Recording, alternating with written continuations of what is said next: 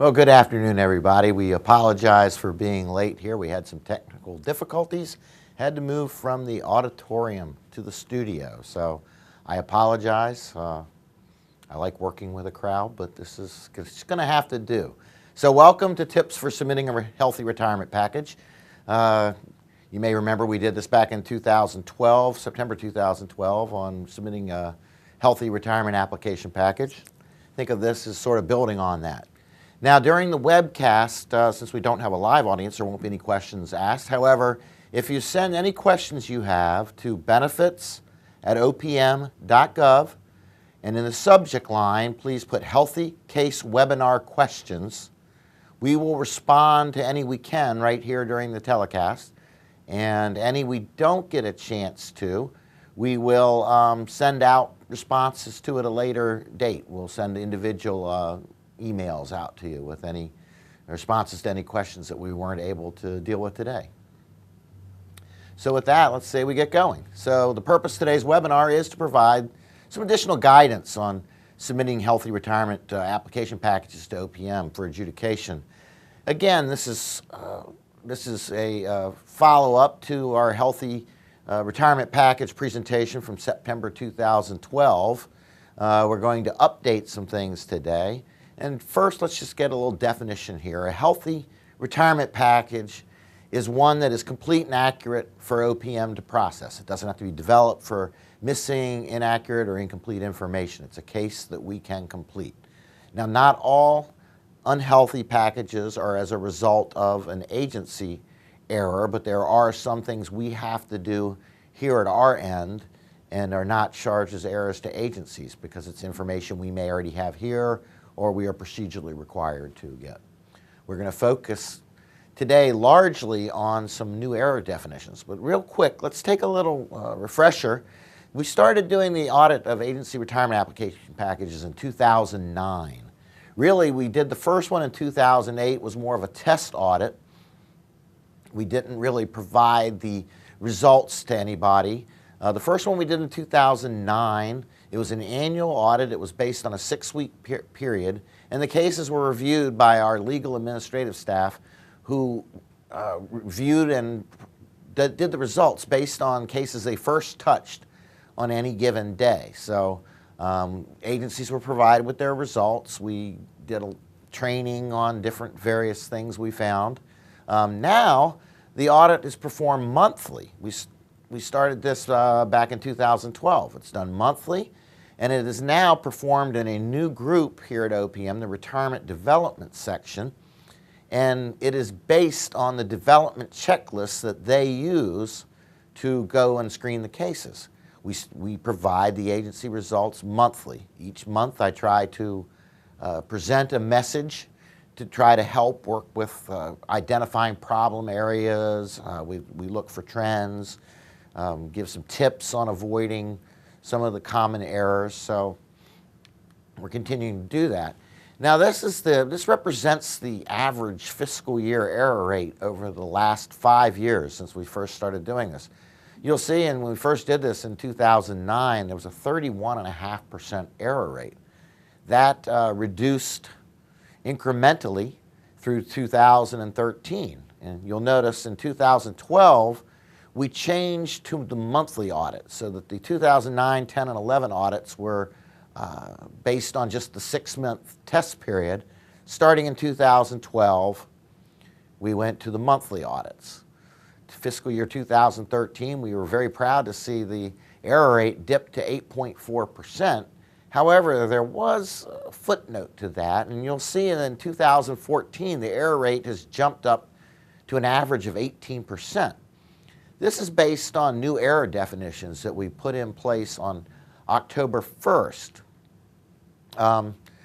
So again, starting in April 2012, we started the SIRS and FERS development checklist and case development logs. We were systematically screening all the incoming cases, documenting the healthy and unhealthy cases, and we were documenting the development actions that needed to be taken.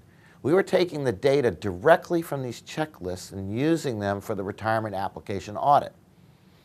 The checklists and audit definitions we shared in BAL 12-103, which was dated early May or June of 2012. We also shared them in some of the audit reports, and we shared them through the Chico Council. In 2013, October to be exact, we revised those error definitions. And essentially we added error definitions.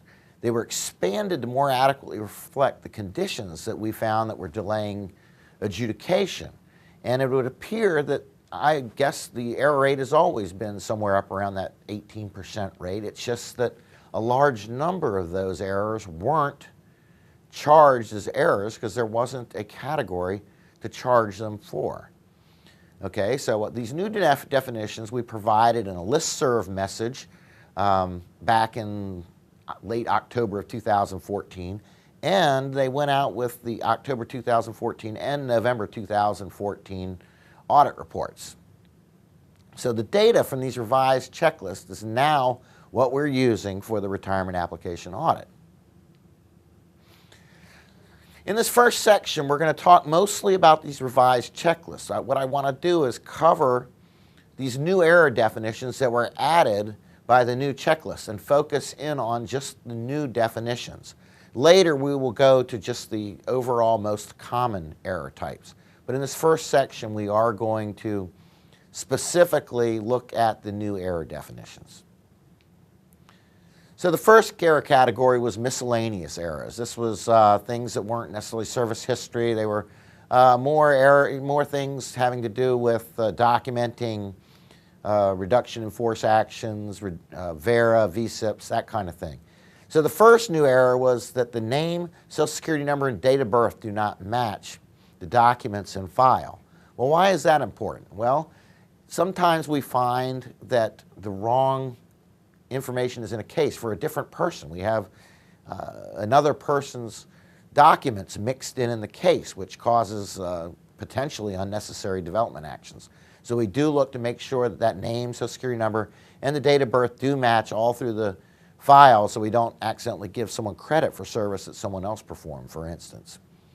The next thing in the miscellaneous that we added was air traffic controllers requiring that their retirement SF50 be submitted with the retirement package. Now, this isn't a new requirement. We've always required this.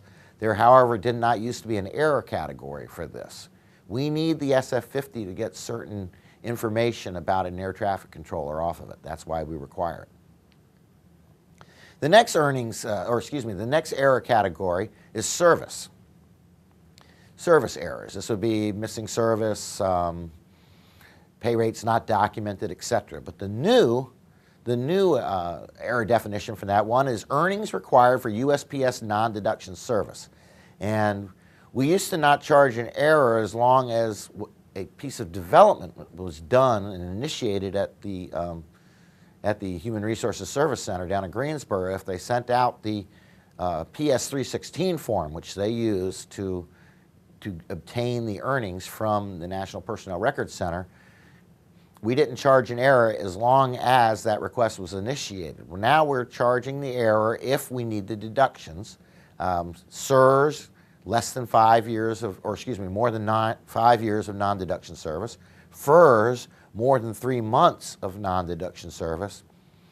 And regardless of how much service, any WAE intermittent service, including sub-rural carriers, we need the earnings to accurately charge them their deposit, and on the WA and intermittent employees, we need the time worked. The second error on service that did not used to be an error is Schedule D, the Schedule D missing. There was a lot of Schedule Ds missing, it just wasn't an error previously. Why is it an error? We use the Schedule D to help us review the case. The Schedule D is essentially your checklist for different things that are in the case. We use it to go through the case, and it calls our attention to things such as VERA and VSIP authorities, air traffic control retires, law enforcement officer retirements. Now, we don't necessarily use the Schedule D for documentation, although in one area it can be used for documentation of the OPM authority number in a VERA case. So there are times we actually need information off of that Schedule D, but we do use it to compare what we have in the case to what should be there. And while I'm on that subject, I just want to touch on one thing. When we review a case, we are looking to make sure that the case makes sense, that all the documents in the case make sense of each other. So if it says on an application, for instance, or on the Schedule D, that the person is enrolled in health benefits, then we know we expect to see health benefits enrollment form. If it says they have a former spouse entitled to a share of their annuity, we know we're looking for that. So sometimes development errors are caused because the documentation in the file doesn't jive with what the Schedule D says or what the application says. So this is some of the things we have to look at. So let's look at some new FEHB code errors. So one of them, did I skip one? No, okay. So one of them is FEHB suspended, documentation not on file. That is a new error category. And when we say documentation not on file, what we're really saying is if someone's going to suspend their FEHB coverage, we need the documentation, the proof that they can do this and still restore their coverage at a later date. So we're looking for evidence of a Medicare Advantage health plan. We require that documentation reflecting the effective date of the coverage in an approved Medicare Advantage health plan, not just Medicare A or B. We're looking for actual proof and the effective date of the coverage in one of these Medicare Advantage plans. TRICARE. We're looking for a copy of their Uniform Services ID card and, if they're over 65, a copy of their Medicare card showing that they have Part A and B coverage because they have to carry Medicare Part A and B to be eligible for TRICARE once they're over age 65. For SHAMP VA, we're looking for a copy of their SHAMP VA A card or their authorization card. We need a copy of that SHAMP VA card, A card, to do the suspension. And then finally, Medicaid. We're looking for their enrollment card or their letter of eligibility to Medicaid. Now, we often send out a Form 79-9 for any one of these occasions. Even if the documentation is there, we may have to send out the 79-9 just to have the annuitant's concurrence that they are suspending their coverage. That, however, is not an error. Similarly, FEHB canceled, documentation not on file. That's the official error. Well, this would be in two different ways. One would be if they've canceled their FEHB at any point prior to their retirement, and we are looking for documentation of prior coverage, although that in and of itself is not an error. We can use prior coverage to indicate certain things to us, such as a former spouse or children. But we absolutely have to have that Standard Form 2809 canceling their coverage. We absolutely have to have that. If they're doing it at retirement, we need a couple things. We need that 2809 that they have submitted to cancel their coverage at retirement. And if they're canceling it to be covered under their spouse's enrollment, we need that copy of their 2809 showing the change to family coverage and showing that our annuitant is now covered under the family plan of their spouse. Because if they show this, they can get their coverage reinstated at some point if they lose coverage under that plan. Another new error in the FEHB area is incorrect HB code on the HB label. This is actually a payroll error. It must match the FEHB code on the transferred enrollment, and this would actually be indicative of the wrong HB code being sent to us on the data exchange gateway, which we use to start the retirement claim and in about 55% of the cases to automatically certify or to automatically authorize interim payments and to transfer in the HB enrollment. The other new error is incorrect HB code on the IRR. And again, this is a payroll error because it must match the FEHB code on that transfer enrollment as well. Now we're going to move to life insurance coverage. So the first new error is life insurance coverage waived or canceled after a previous enrollment. In other words, someone was covered at some point in time. They canceled later. We would like to have all of their enrollment documents for their prior coverage. Again, there's information we can glean off of those coverage reports, but we absolutely have to have that 2817 where they waive their coverage. Another new error is the standard form 2819 not signed. That is the conversion privilege. And you'll notice it says if included. As you probably remember, we don't require that the 2819 be submitted.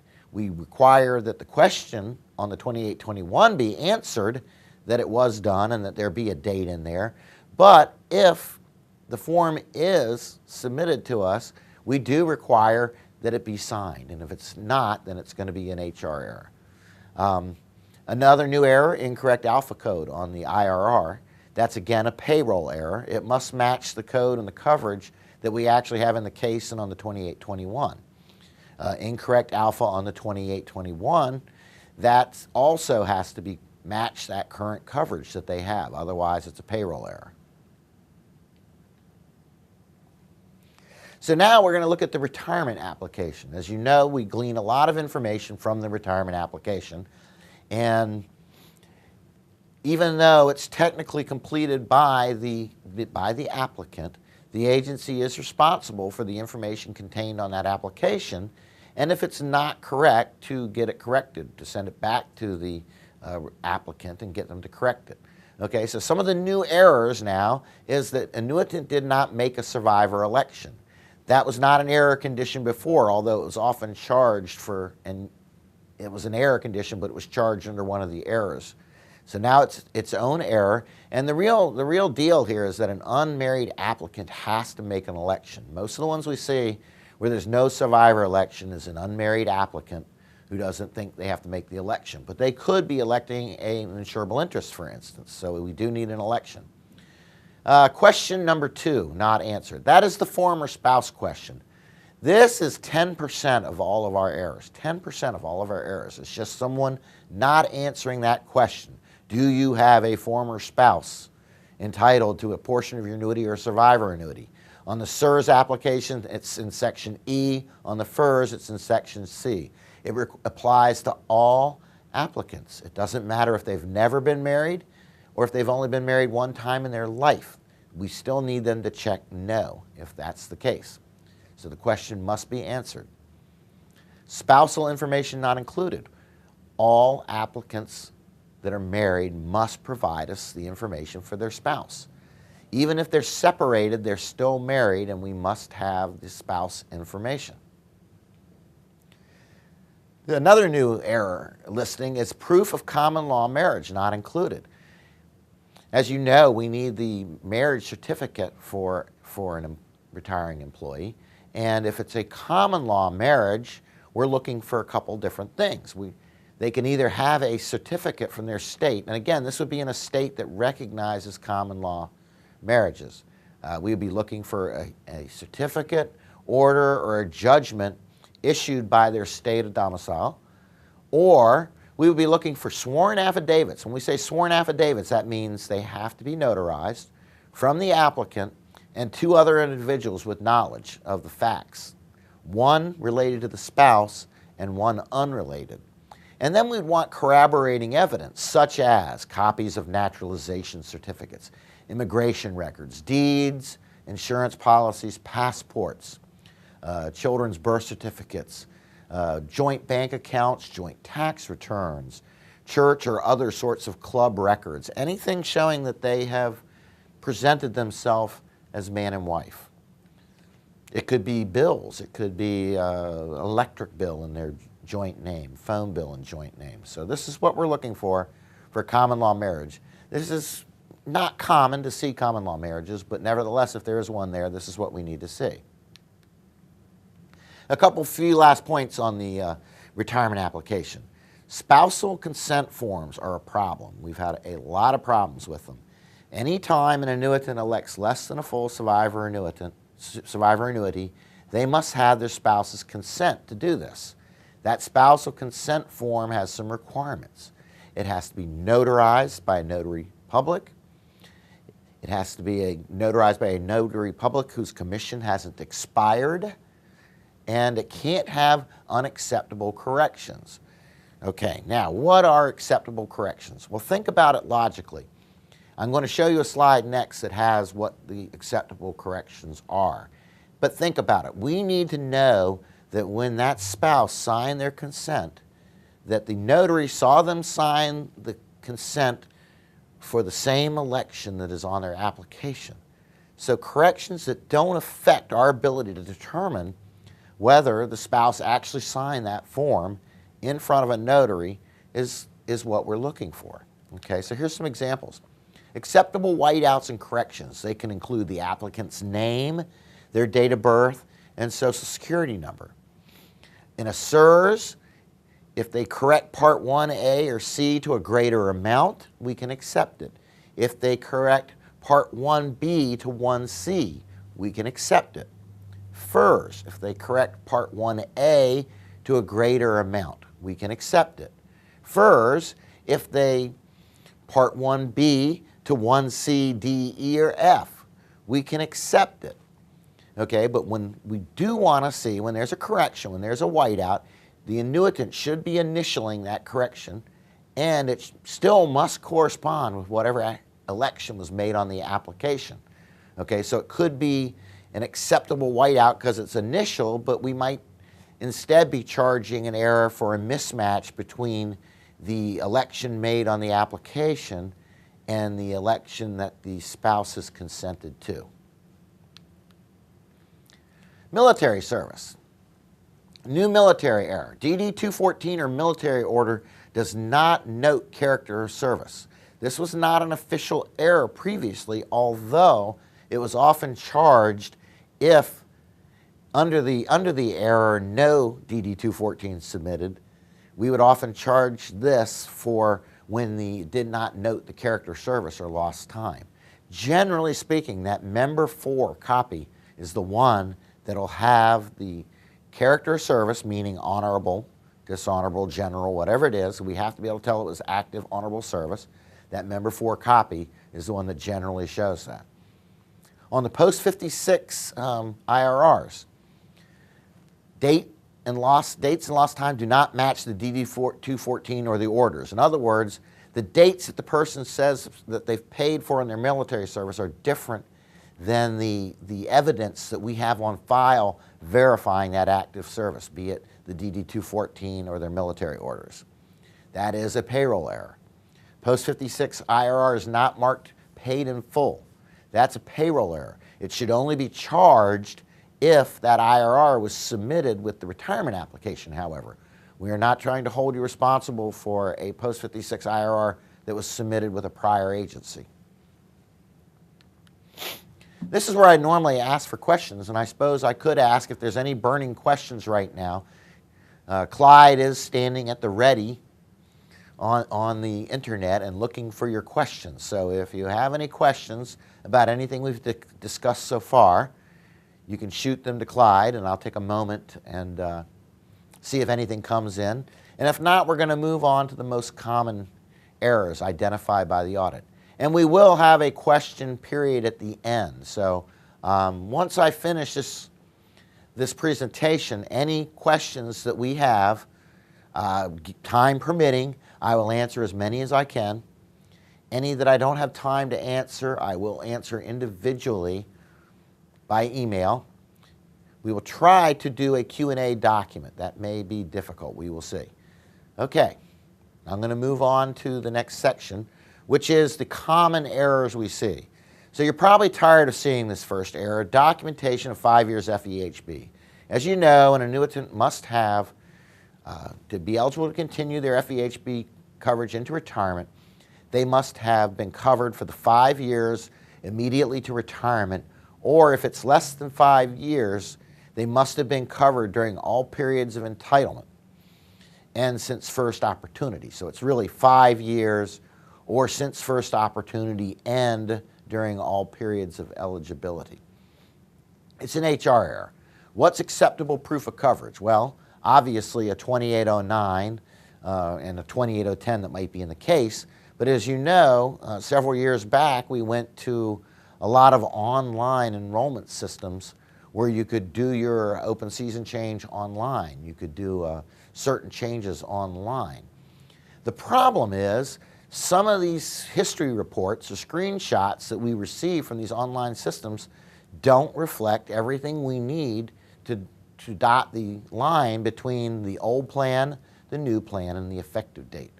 So anything you submit to us for documentation must show the old plan and the new plan and the effective date. That way we can adequately determine that this person did not have any cancellations, any terminations, etc. during the intervening period of time. Other evidence we can accept. Evidence of coverage as a family member under another FEHB enrollment. In other words, a 2809 showing that person was covered as a dependent under someone else's FEHB plan. Evidence of TRICARE or SHAMP VA enrollment, including if they were covered as a family member of someone else's TRICARE or SHAMP VA. What are we looking for? Well, very similar to if it's their own coverage. We're looking for a copy of that Uniform Services ID card, or if it's SHAMP VA, we're looking for that SHAMP VA authorization card, or the A card as they call it. We can also accept a signed memorandum from the agency detailing the 5 years of continuous coverage, and we would like with that documentation of 5 years of payroll deductions so to show that the person's been covered. However, you may have noted that about a month ago, you may have received a BAL from me, which is BAL 14-103. It's not posted on our website yet, but I did send it out on the listserv, and I sent it out with both the January and February audit reports this year. So it's BAL 14-103. It's documenting a retiring employee's eligibility to continue their FEHB enrollment into retirement. It details acceptable proof of coverage, which I just talked about a moment ago. But what it really does to help you is it provides a template for a memo that you can use to document 5 years of coverage when the full documentation isn't available. And you can certify that that person's eligible to continue.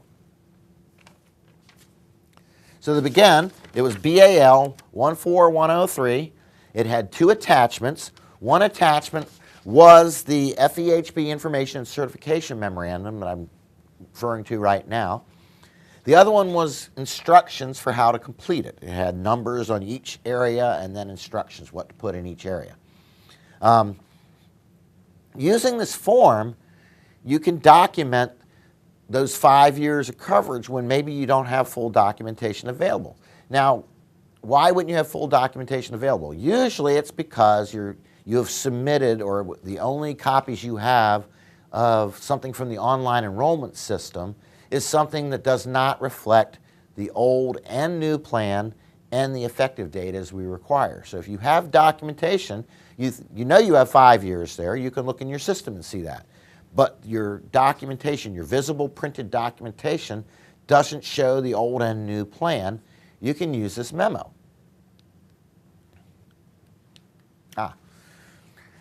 Essentially, the memo does a couple things. A lot of you have memos you already use that you let us know, say when an employee is retired and eligible to carry it and they were covered as a dependent under someone else's plan. You let us know that so we know what we're looking at for that kind of documentation. Sometimes you use a memo letting us know that they're using Shampus or Shampus TRICARE or SHAMP VA as part of their 5 years. You use it to transmit an open season change that's effective after the retirement date. Or you're using it to let us know that the employee is eligible, to certify that an employee is eligible for a pre-approved waiver of the 5-year requirement if there is in a Vera VSIP case. Okay, so you're already using this memo. So what I did was I combined these samples I received from many of you. You can use this memo only when you're going to document 5 years. You can use it if you want to use it for those other situations. Excuse me. But you should definitely use it when you're documenting the 5 years of eligibility and your documentation isn't complete.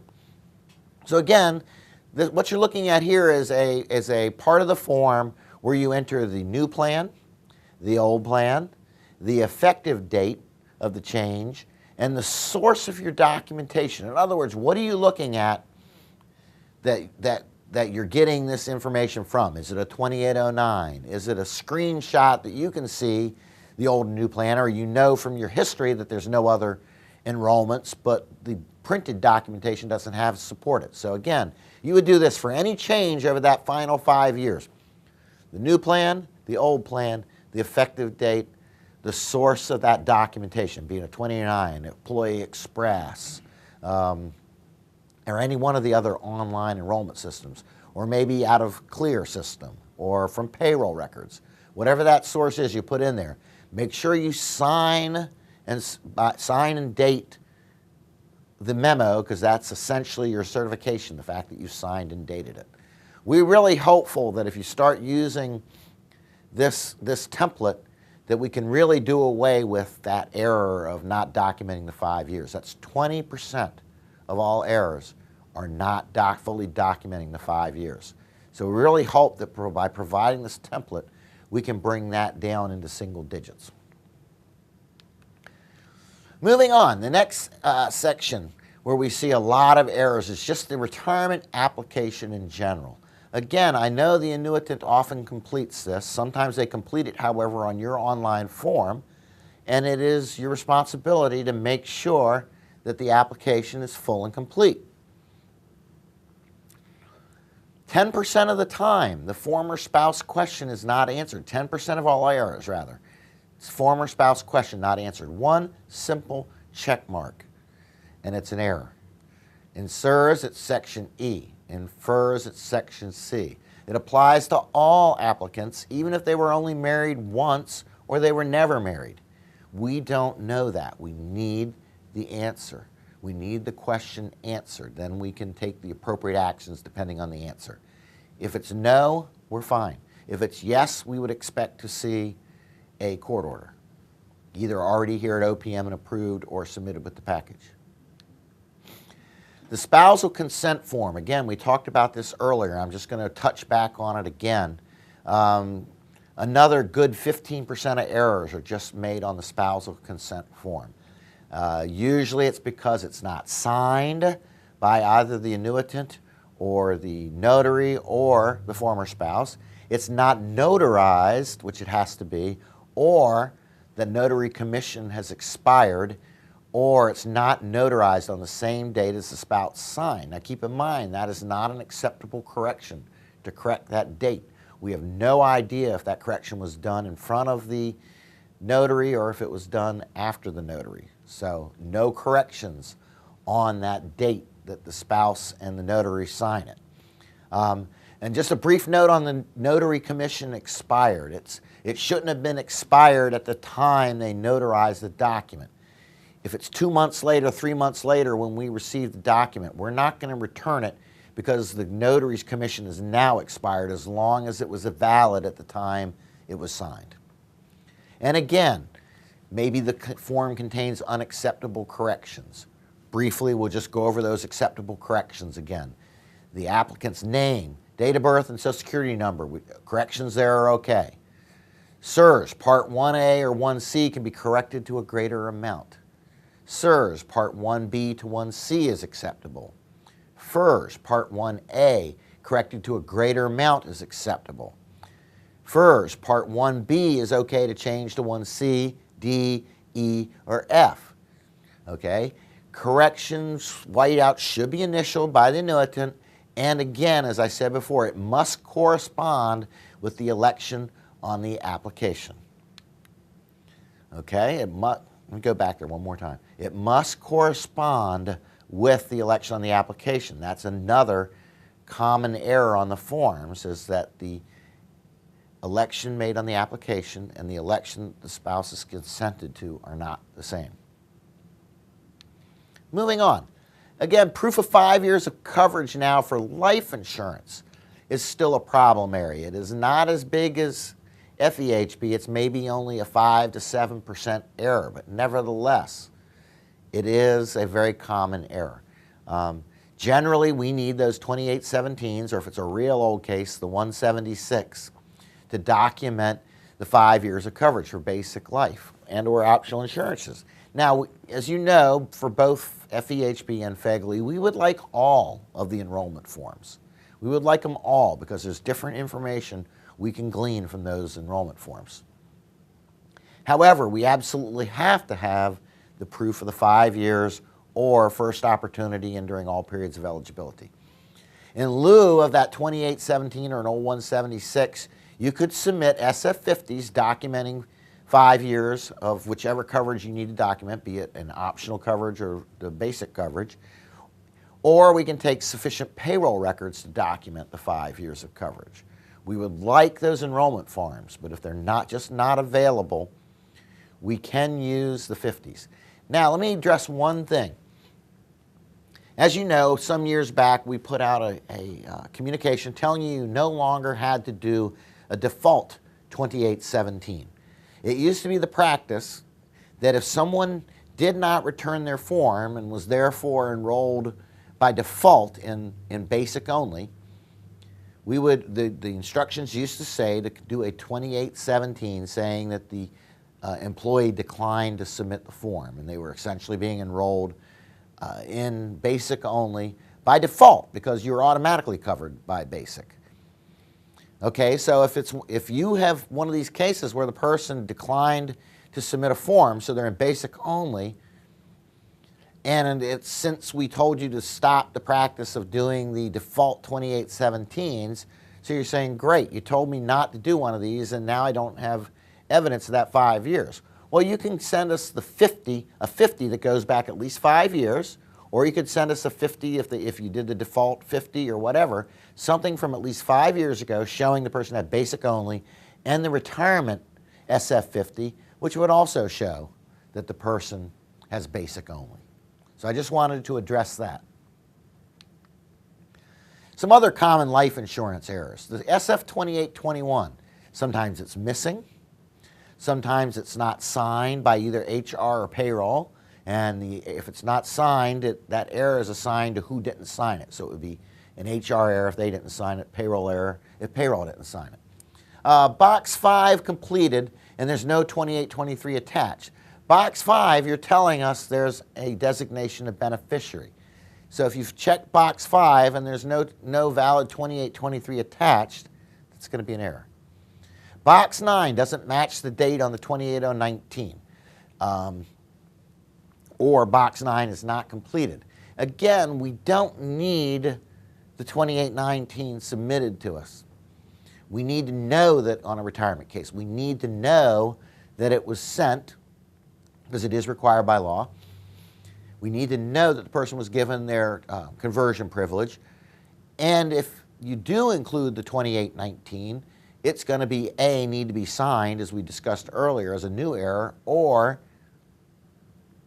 it needs to match that date on box 9. So if a 2819 is in there, it needs to be signed and match the date on box 9. If it's not there, we just need box 9 completed. Another error, common error, coverage doesn't match the most recent 2817 or S50. Okay? Again, you're certifying coverage to us that is not supported in the case file. So it has to match that most recent 2817 or SF50 that we have on file. Next one is the alpha code doesn't match the IRR and the coverage in the case. And this is a payroll error. This would mean the alpha code on the 2821 is wrong. Okay, so that's a payroll error. Still going in life insurance, but now moving to the standard form 2818.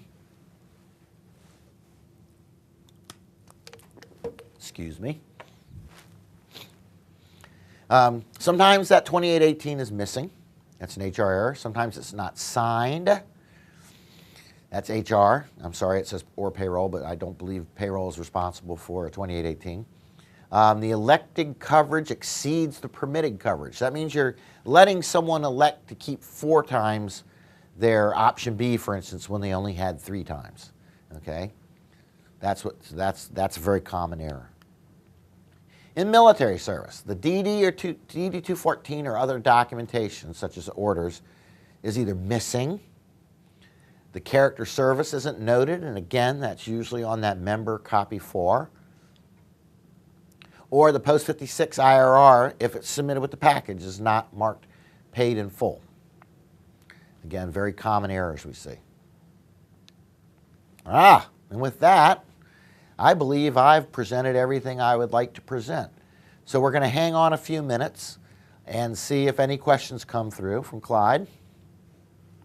If I have questions, he's going to read them to me, I'm going to read them back, and we'll answer them. If you think of questions later, still send it to that same email box we showed earlier.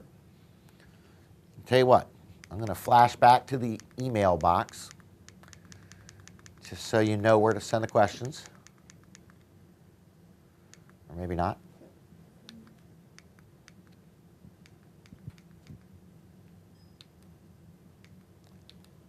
Okay, again, if you want to submit a question, either now, for have me answer now, or if you want it to be answered later, just send it to benefits@opm.gov with the subject line, Healthy Case Webinar Questions. First question up, can an employee completely cancel their health insurance at retirement for any reason? The question is, can the employee cancel their health insurance for any reason at retirement? The answer is yes. However, it either needs to be done on an OPM 2809 or we have to send them a 79-9. Why? Because we want them to verify that they want to cancel and that it's not because they're going to be enrolled in someone else's plan or because they're actually suspending for one of the other programs, Medicare, Medicaid, or TRICARE. And we want them to undersign the statement saying they understand if they cancel for a reason other than being covered by a spouse's enrollment, FEHB enrollment, that they understand that they'll never be able to get the coverage back. Okay? Unlike an employee can cancel and later re-enroll. The danger of that is if they retire before they've been re-enrolled for 5 years, they won't be eligible to continue. And an annuitant cannot cancel and re-enroll unless they're canceling to be on someone else's FEHB program. So yes, they can do it for any reason.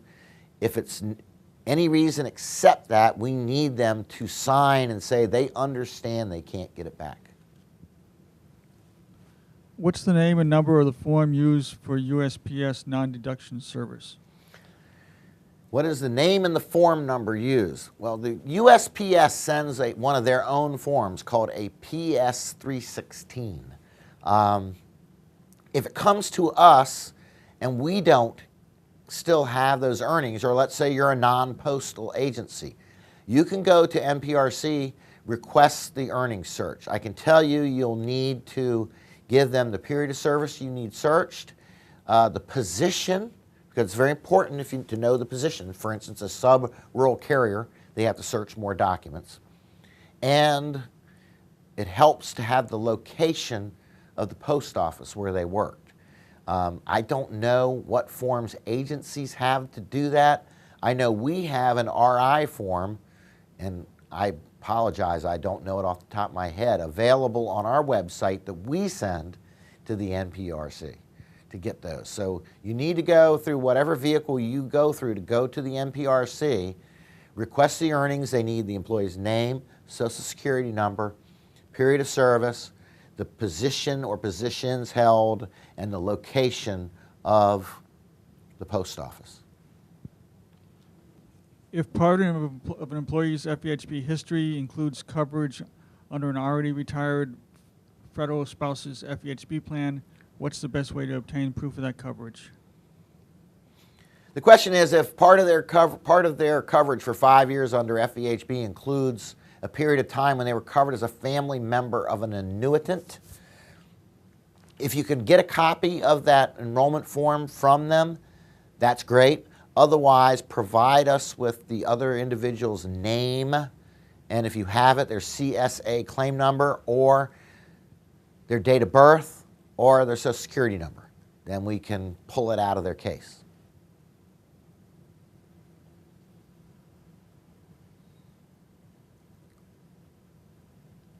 Does the Notary's Commission have to extend past the retirement date? Does the Notary's Commission have to extend past the retirement date? No. It just has to have been active and valid at the time the form was signed.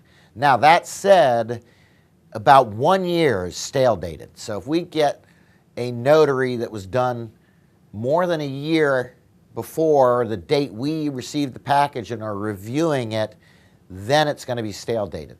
But if the Notary's Commission, let's say the notary signed something on November 30th, the person got their application in early, they signed on November 30, 2013, the person retires December 31, 2013, and the notary expires sometime after they signed it, that's okay. For common law marriages, what if the employee uses a common law marriage to add a spouse to FEHB but notates not married or never married on the retirement application? The question is, what if someone enrolled in FEHB and added a spouse noting that it was a common law, and then when they retire, there is no common laws. There is no spouse listed. Keep in mind that a common law marriage is a legal marriage. There's no such thing as a common law divorce. You can't just suddenly decide you're no longer married. If you have legally established a common law marriage, it has to be annulled or a divorce, just like any other type of marriage. Now, the question is, how do they respond to that question? Do you have a former spouse entitled to either a share of your retirement or a survivor annuity? Well, if they're not, it can still be checked no. We might ask if someone's married, but the bottom line is, at the time of death, it could be a problem. If there was a prior spouse listed, person dies, and now they've remarried but never had a divorce from the common law. So I guess my best advice here is to address that with them. Say, hey, I see that you had a common law marriage here that you put on the FEHB. What happened to that marriage? And if they say, oh, we just broke up. Well, if they didn't get legally divorced, then they are obligated to say they are legally married on their retirement application and to give that spouse's information, and if they're electing less than full annuity, to provide spousal consent.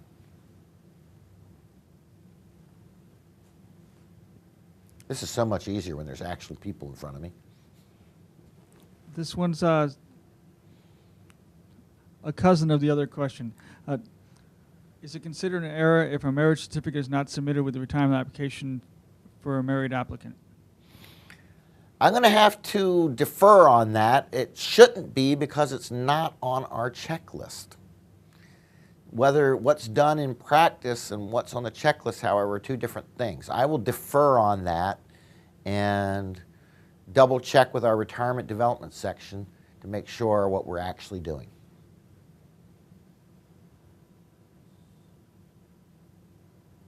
That was a chicken's way out.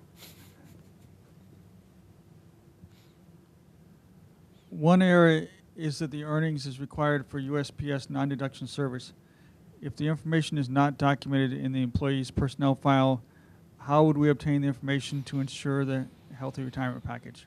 Okay, so a person has undocumented postal service. Well, you'd treat it like any other period of undocumented service. You would need to attempt to verify the service. So I can tell you, for postal service, the best way to document it is to go to the National Personnel Records Center and ask for an earnings search.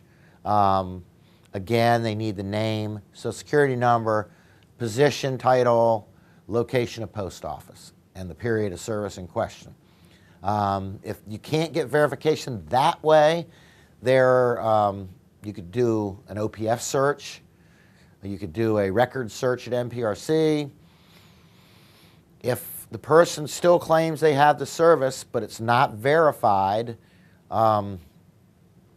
they could go to secondary evidence. Secondary evidence means that there's no documentation available. To do secondary evidence, they need an affidavit from themselves, an affidavit from, say, a coworker and a supervisor, and then any other sort of verification that you can provide, such as earnings from Social Security. Now, earnings from Social Security alone won't do it because it doesn't verify the actual dates of the period of service.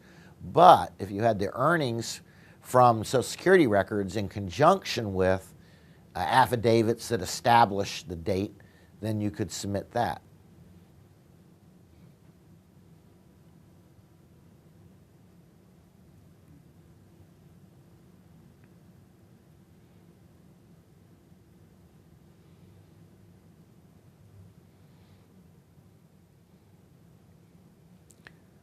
Okay, well, unless we have any further questions that come through in the next minute or so, again, send your questions to benefits@opm.gov, subject line healthy case webinar questions, and we will respond individually to any that we don't get to during the webcast or any that come in after the webcast. I want to thank everybody for bearing with us as we started late. I didn't expect to end early, frankly, but without a live audience, there's less questions and kind of get to go right through the material. So again, I want to thank everybody. My name's Phil Gardner. I'm with the Benefits Officers Training and Development Group. I suppose I should have told you that up front. And I've been a human resources specialist here for, over 10 years, but I've been in retirement for almost 37 years now. So again, be more than happy to answer any questions that you have. Just send them to benefits@opm.gov with that subject line, healthy case webinar questions. With that, thank you very much. Have a very pleasant rest of your day.